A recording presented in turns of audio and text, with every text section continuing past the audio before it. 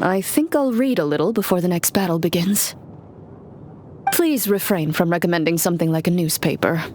I recognize that short-form articles may be a fitting choice, considering the limited amount of time at our disposal. But they're simply not to my taste.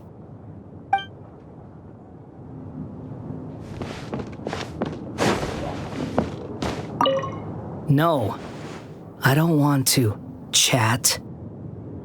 What are you making that face for? I thought you knew my deal by now. Fine, you can talk, and I'll sit over there and listen. Happy now?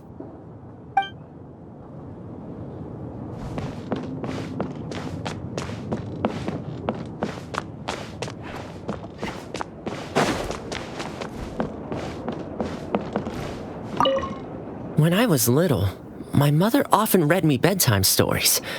Back then, I thought the world was just like in those stories, and everyone led peaceful, happy lives.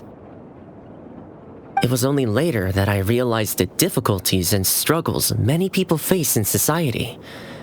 All I can do is try my best and stay loyal to the people I care about. Now that I think about it, even though the stories are fictional, they can still help children get a good night's sleep. To me, that's enough.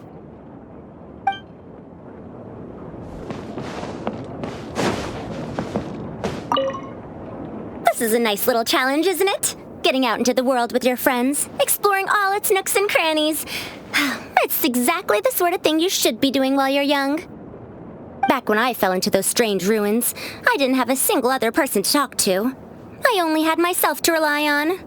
Now that was a true challenge, let me tell you. That said, I wouldn't recommend that experience to anyone.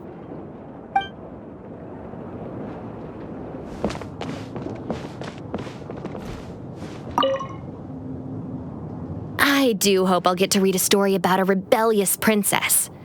You know, the type who sheds her long, cumbersome skirts and learns equestrianism, swordplay, perhaps even medicine. She'll live freely, take to the field to defeat evil personally, and defend the people and nation by her own hand. You know what? I might just write that story myself.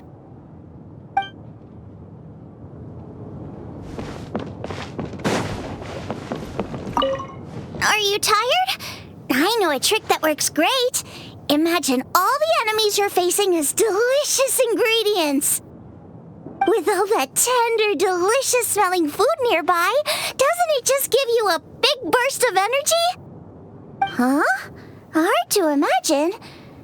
Maybe it's just me then.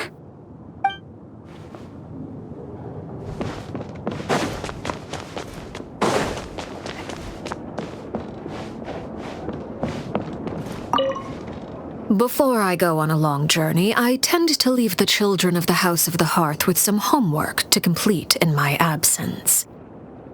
Many of them, however, simply play to their heart's content for most of the time I am gone, then rush to get their homework done in the final few days before my return.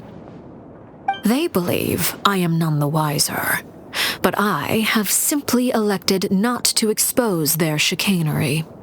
After all, to complete one's work in a short time frame is a skill in its own right.